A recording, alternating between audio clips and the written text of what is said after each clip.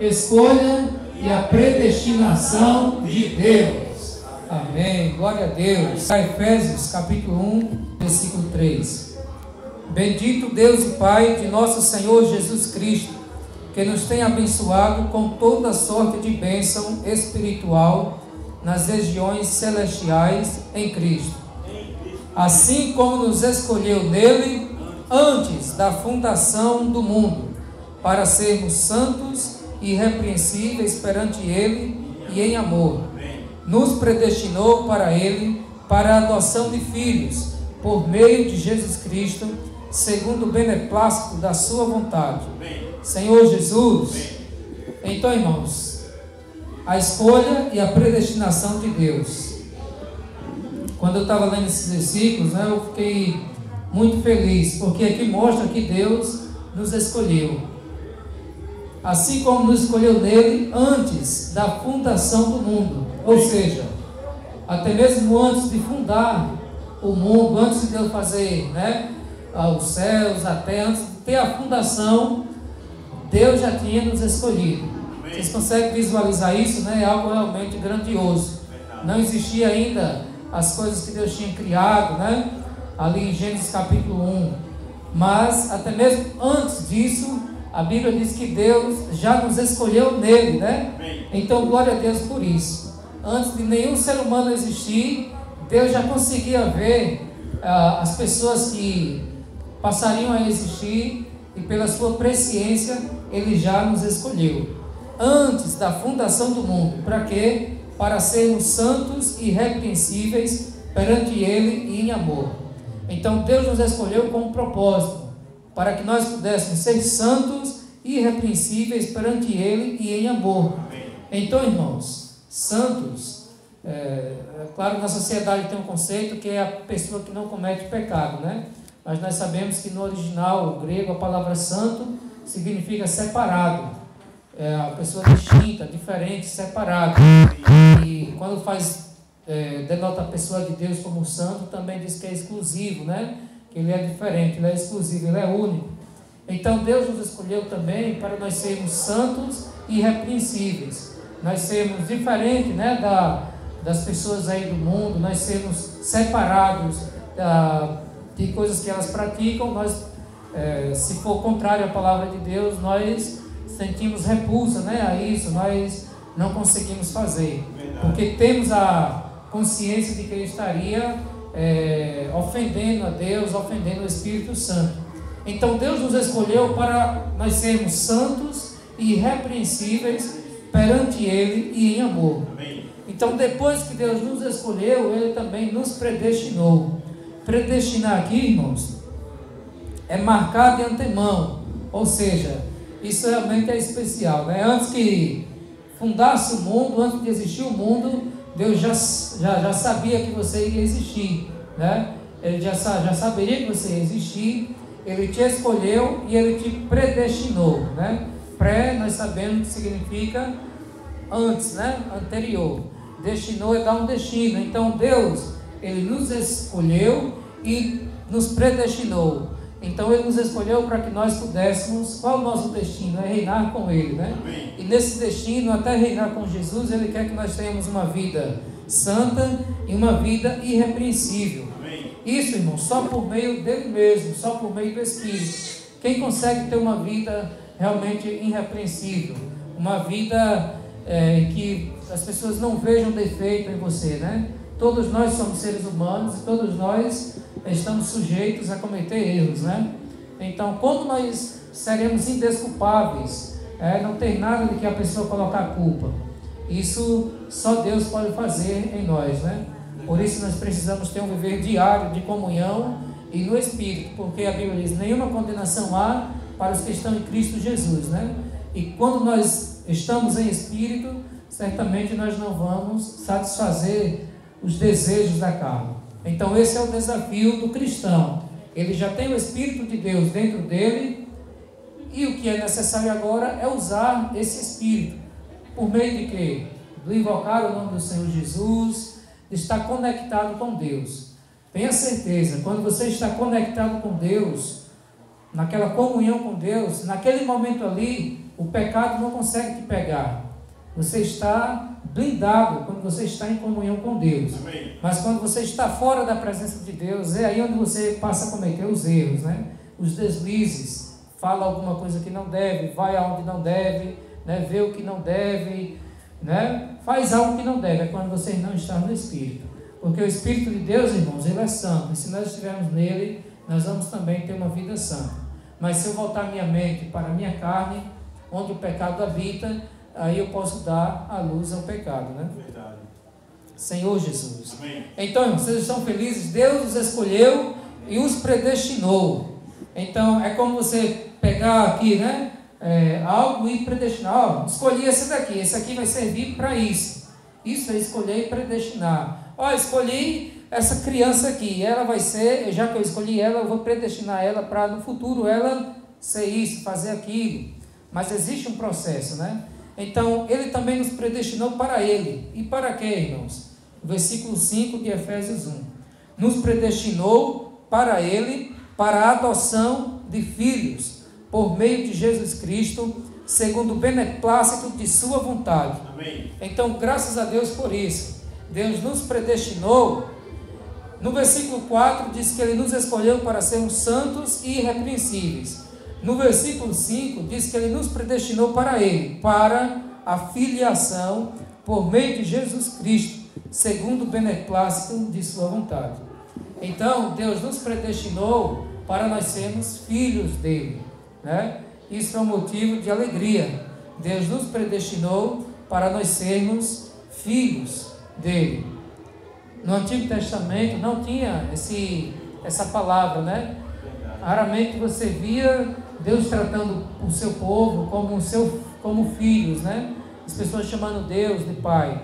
No Novo Testamento nós vemos que isso é mais comum. Então, por quê, irmãos? Porque Jesus veio, se tornou carne, né? O Filho de Deus veio, se tornou carne. E depois que ele morreu, ressuscitou, ele se tornou o Espírito que dá vida. E agora, esse Espírito que dá vida pode habitar dentro do ser humano. E esse Espírito é a vida de Deus. Então, quando a vida de Deus entra na vida do ser humano, o ser humano passa a se tornar filho de Deus. Então, isso é a filiação.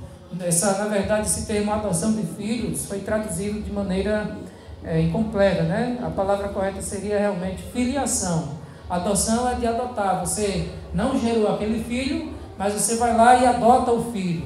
Ele não tem o seu sangue, o seu DNA. Você adotou ele. Os pais biológicos são outros. Então é diferente. Deus, ele quer que nós nos tornemos filhos dele legítimos. E para isso é necessário o quê? Para que Michael é filho de Givaldo, de Cristina, porque ele nasceu de Cristina, né? Se eu disser só de Givaldo, não tinha como, né? Então ele nasceu de Cristina e de Givaldo. Houve, né? Os dois tiveram o relacionamento e gerou Michael. Então o Michael tem no sangue dele o DNA dos pais, as semelhanças, né? O modo de andar, de falar, alguma coisa, o semblante pode parecer. Por quê? Porque ele nasceu dos pais. Então, quando você nasce de novo, que é o batismo, quando você diz, olha, eu acredito em Jesus, eu aceito Ele como meu Senhor, meu Salvador, você confessa os pecados, e como prova disso, você quer ser batizado. E quando você é batizado, você recebe o dom do Espírito Santo. O Espírito Santo passa a habitar em você. Naquele momento ali, você agora nasceu. A criança nasceu naquele momento. Você se torna um filho de Deus e o Espírito de Deus está dentro de você.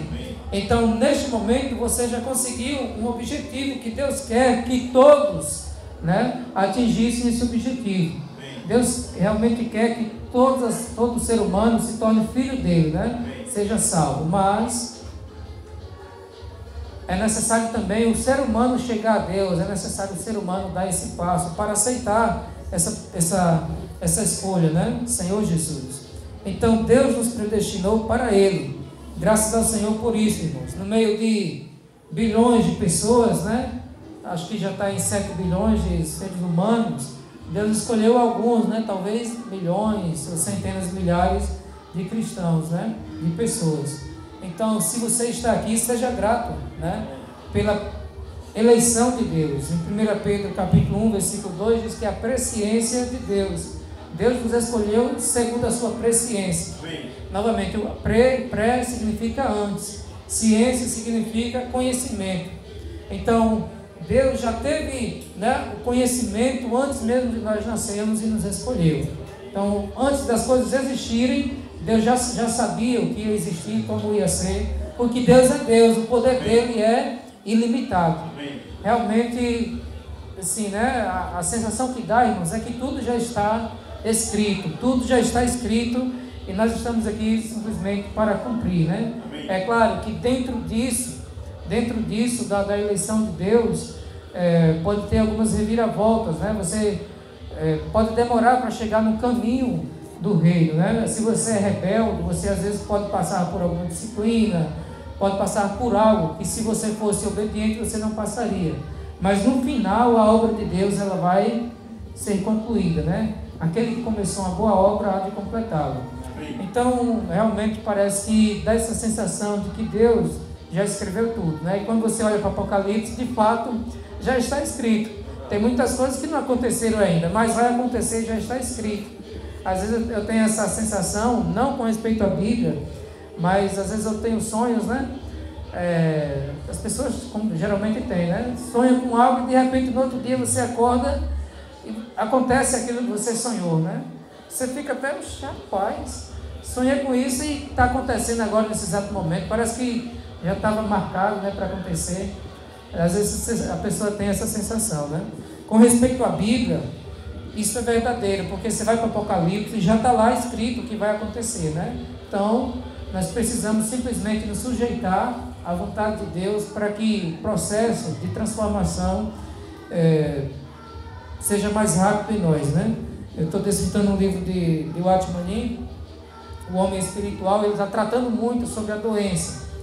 Terminei hoje essa parte sobre a doença, né? E ele mostra que Deus tem várias maneiras de tratar o ser humano. E uma das maneiras pode ser por meio de uma enfermidade. E o exemplo disso é Jó, né? Deus usou a enfermidade, Deus permitiu que o inimigo ali enviasse uma enfermidade ali na vida de Jó. E quando você vai ler lá no final do livro, você percebe que todo aquele processo que Jó passou foi necessário para que Jó crescesse, para que Jó amadurecesse. O Jó do capítulo 1 era uma pessoa, o Jó do capítulo 42 é outra pessoa. Você diz: ó Senhor, eu te conhecia só de ouvir, mas agora os meus olhos te veem, agora eu me abomino, não pode na cinza, né? Porque realmente eu falei coisas que não sabia, coisas grandiosas demais. Então, por meio daquele processo que Jó passou, Jó pôde amadurecer, Jó realmente pôde ter algumas lições, aprender mais de Deus.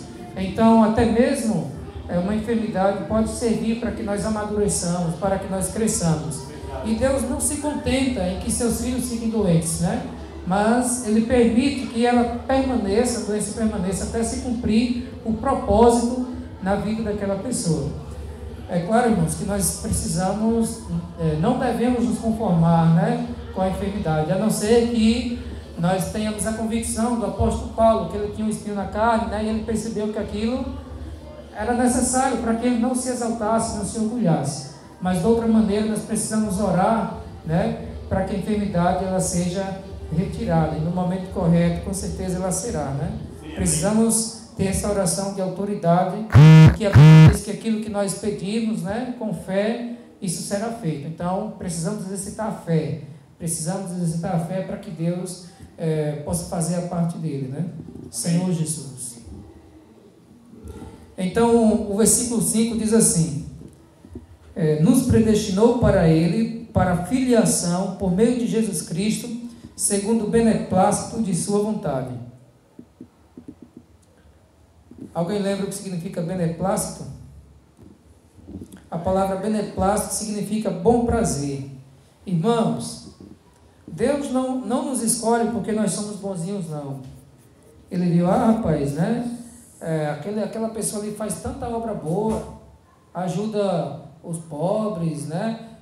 Visita, eu vou escolher ele. Não, Deus não nos escolhe de acordo com os nossos méritos, certo? Se fosse assim, só esses bons seriam salvos. Mas nós vemos na história Muitas pessoas perigosas, natureza ruim mesmo, sendo salva por Deus. O apóstolo Paulo era um exemplo disso. Ele matava os cristãos, ele prendia os cristãos, ele respirava ameaças de morte, né? Não aguentava ver um crente que ele queria matar, queria perseguir, mas Deus escolheu ele, né? E Deus não escolhe pessoas somente de classe alta ou de classe baixa, não tem isso para Deus. Deus escolheu Pedro, que era um pescador. Deus escolheu também Lucas, que já era um médico. Então, irmãos, nós não entendemos, isso é presciência de Deus, é eleição de Deus, né? Amém. Simplesmente Ele escolhe, e se nós estamos aqui e somos um escolhido, nós precisamos dar graças a Ele por isso. Então não é mérito, não é porque nós somos, foi segundo o bom prazer da sua vontade, né? Segundo o beneplácito da sua vontade, Ele tem um bom prazer. Então, filha, Deus te escolheu, né? Antes de Finha nascer, Deus já saberia que ele ia nascer, e disse: olha, Finha vai ser minha filha. Amém. Essa daqui, filha de seu tuta, vai ser minha filha. Então, Deus nos chama pelo nome, Ele nos conhece, Ele nos escolheu antes de nós nascermos. Amém. É para nós ficarmos felizes por isso, irmãos. Existem muitas pessoas que estão distantes, né? E infelizmente, por não aceitar esse chamado, irão perecer. Mas todos vocês aqui deram um passo, né? Deram um passo e disse: eu aceito esse chamado. Por que eu estou falando assim? Quando nós pegamos João capítulo 1, o versículo 11 diz assim, João capítulo 1, o versículo 11 diz: veio para o que era seu e os seus não receberam. Então Jesus ele veio para o que era seu, sim, para o povo que já era dele, os judeus, os israelitas, era um povo escolhido por Deus. Mas bastava o povo ser dele? Aqui nós vemos, Jesus veio para o que era seu, mas os seus receberam? Não receberam. Eles certamente, né, Deus os escolheu, os predestinou, né? Inclusive, realmente, a nação de Israel, nós vemos ali muitas profecias ligadas a ele, né? Da salvação, do reino messiânico. Deus ainda tem um propósito de salvação para Israel.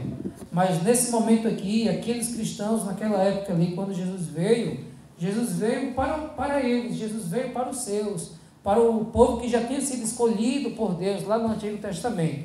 Mas os seus não receberam. Então, irmãos, vocês, né, nós fomos escolhidos, nós fomos predestinados por Deus. Então, já está tudo certo, mas você precisa receber. Não adianta, né, só você ser escolhido, predestinado e você não receber o Senhor. Nós precisamos dar um passo. O irmão Ezra Magas comentou ontem sobre isso, né? Muitas vezes Deus está limitado ao homem, né? Deus, para agir aqui na terra, Ele precisa de canais. Deus precisa de instrumentos para levar a cabo a sua missão. Entendeu? Então são aquelas pessoas que estão dispostas a ser usadas por Ele, que Deus vai usar para executar a sua vontade. Deus não vem sozinho, né, para executar a sua vontade. É claro que algumas coisas Ele tem, né, total poder, autonomia e liberdade para isso, para executar a sua obra. Como, por exemplo, o apóstolo Paulo, de início, você viu ali que foi uma luz muito forte, que ele estava em cima do cavalo, indo para outra cidade para prender os cristãos, para matar os cristãos, e ali nenhum cristão conseguia ir até ele para pregar o evangelho, porque se fosse, ele seria morto ou seria preso. Então, nessa situação, foi uma intervenção divina diretamente. Deus fez com que ele estava lá no cavalo e uma luz bem forte brilhasse, como a luz do meio-dia, ao ponto que ele caísse no cavalo cego. Então, depois, você vê, Deus ainda precisou de um homem, né? Ananias, né? Deus falou com Ananias: Ananias, vá até a rua direita, você vai encontrar um rapaz chamado Saulo e tal. Você vê que Deus precisou do homem. Depois que Deus quebrantou Paulo, que Paulo disse: rapaz, ouvi a voz, e essa voz estava dizendo que era Jesus, e que eu estava perseguindo. Então, ali o coração dele estava quebrantado, e Ananias foi lá, pregou o evangelho, recuperou a visão, e depois de 3 dias Paulo foi batizado. Então, é claro que Deus pode agir diretamente, mas depois sempre Ele vai contar com o ser humano, né? Então, irmãos, nós precisamos dar espaço para Deus. Para Deus agir, nós precisamos realmente nos colocar na posição, né? Senhor Jesus. Então, os irmãos entenderam? Versículo 12: mas a todos quanto receberam, deu-lhes o poder de serem feitos filhos de Deus, a saber os que creem no seu nome. Então aqui é o momento que a salvação foi aberta, abrangida para todos, não somente judeus, mas também gentios. Todos que o receberam, deu-lhes o poder de serem feitos o quê? Filhos de Deus. Glória a Deus. Lá em Efésios, diz que Deus nos escolheu, nos predestinou para sermos filhos, né? Para filiação. E aqui diz, mas a todos quanto receberam, deu-lhes o poder de serem feitos filhos de Deus. Então o que Deus quer, irmãos, originalmente é encher a terra de filhos dele. Essa é a intenção de Deus, né? Já imaginou toda a humanidade? Mas aqui diz, mas a todos quanto receberam. Só tem esse privilégio de ser filho de Deus quem o receber, né? Quem são essas pessoas que receberam? Versículo 13. Os quais não nasceram do sangue, nem da vontade da carne, nem da vontade do homem, mas de Deus. Então, essas pessoas que nasceram de Deus, essas se tornaram filhos de Deus. Então, graças a Deus por isso, né? Senhor Jesus, nós somos filhos de Deus quando nós nascemos de Deus. E como já falamos, esse nascer representa o batismo nas águas. Então, uma vez que você se tornou filho, não está finalizado o processo. Deus quer que todos se tornem filhos dele. Mas, além de filhos, Deus quer que nós nos tornemos herdeiros dele. Pessoas maduras para que possa reinar com ele. Vamos ver Gálatas capítulo 4, versículo 1 diz assim: digo, pois, que durante o tempo em que o herdeiro é menor, em nada difere de escravo, posto que é ele senhor de tudo, mas está sob tutores e curadores até o tempo predeterminado pelo Pai. Assim também nós, quando éramos menores, estávamos servilmente sujeitos aos rudimentos do mundo. Vindo, porém, à plenitude do tempo, Deus enviou seu Filho, nascido de mulher, nascido sob a lei, para resgatar os que estavam sob a lei, a fim de que recebêssemos a adoção de filhos. Novamente, o termo correto é filiação. E porque vós sois filhos, enviou Deus ao nosso coração o Espírito de seu Filho que clama, Abba, Pai.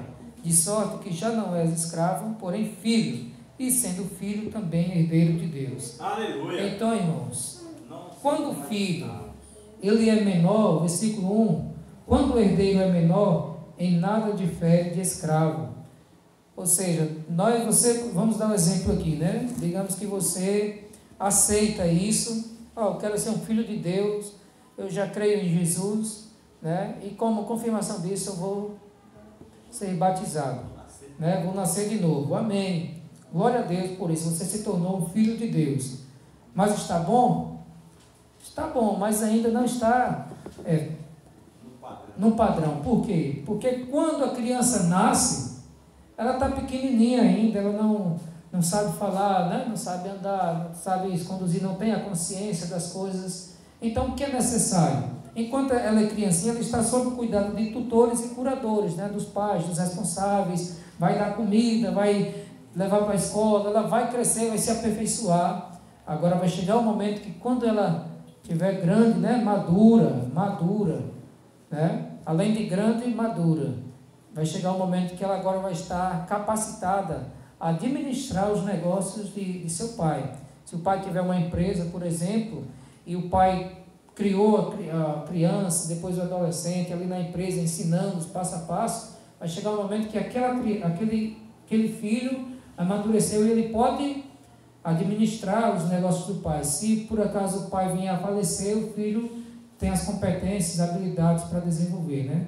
O pai se preocupou, vamos colocar nos dias de hoje, né? Colocou numa faculdade específica, né? De administração, algo do tipo, para que pudesse conduzir.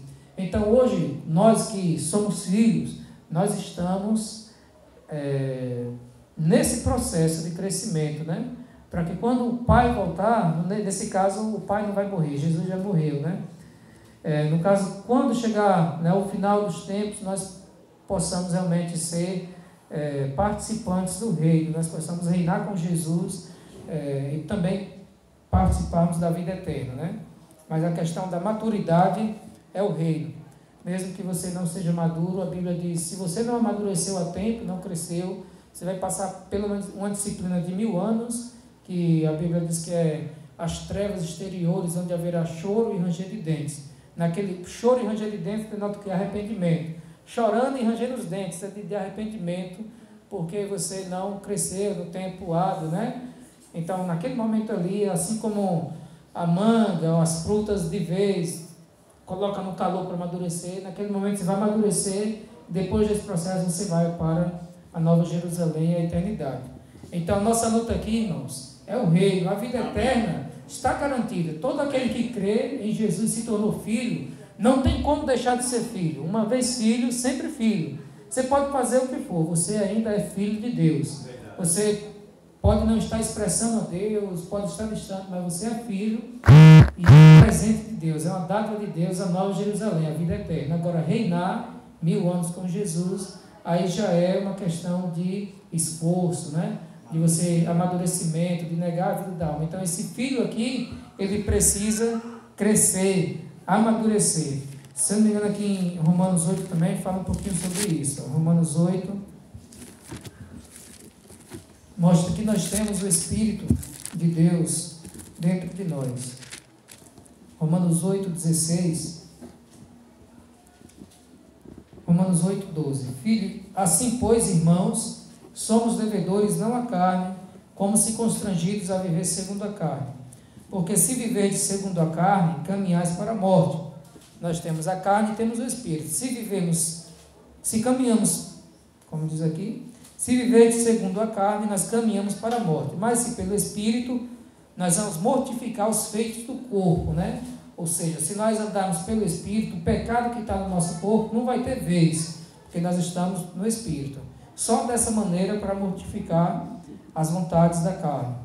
Pois todos os que são guiados pelo Espírito de Deus são filhos de Deus. Porque não recebestes espírito de escravidão para viverdes outra vez atemorizados, mas recebeste o espírito de quê? De adoção. Novamente, adoção aqui, filiação, baseados no qual clamamos, Abba Pai. O próprio Espírito testifica com o nosso espírito que nós somos filhos de Deus. Ora, se somos filhos de Deus, se somos filhos, somos também herdeiros. Herdeiros de Deus e co-herdeiros com Cristo. Se com ele sofremos, também com ele seremos glorificados. Então, você recebeu o Espírito de Deus dentro do seu espírito humano. Você recebeu o espírito de filiação, é o que está dizendo aqui, né? Ou seja, por meio desse espírito de filiação, você se tornou um filho de Deus e você agora precisa comer da palavra, que é o nosso genuíno leite, né? Para desenvolver a salvação, ler a Bíblia, ouvir a palavra, orar e também negar o veio da alma, né? Para que o Espírito tenha espaço, fazer a vontade de Deus e está nessa jornada aí, né? Enquanto nós tivermos vida, é o tempo necessário para nós crescermos e amadurecermos. Eu acredito que, né, esse é o tempo que Deus nos dá para nós crescermos e amadurecermos. É toda a nossa vida, né? Então, irmãos, graças ao Senhor pela escolha e a predestinação de Deus. Deus já nos escolheu e nos predestinou. Vá, meu filho, você é para reinar. Mas nós vemos aqui, veio para que era seu e os seus não receberam. Então, nós precisamos receber, né?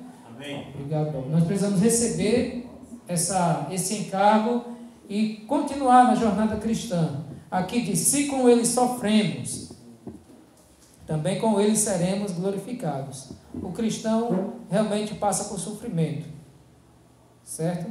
Só que os sofrimentos que nós passamos, eles são proveitosos, irmãos. Os sofrimentos que nós passamos, ele tem um fim, entendeu?